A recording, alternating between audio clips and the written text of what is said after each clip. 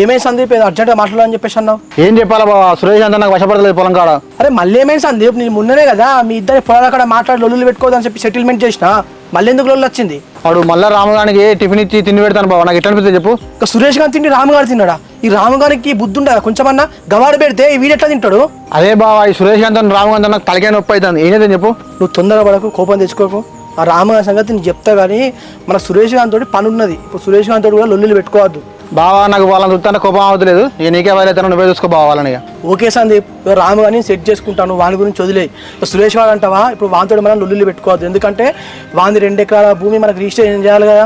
వాడు చేసే వరకు ఇప్పుడు వాని జోలికి పోవద్దు మనం. వాడు ఒక్కసారి రిజిస్ట్రేషన్ చేసిందనుకో, అప్పుడు మనం అంటే ఏంటో చూపిద్దాం వానికి. సరే బావా, వాడు కనుక ఏమైనా ఎక్స్ట్రా చేసిన అనుకో, నేను అసలే ఊకోను బావా.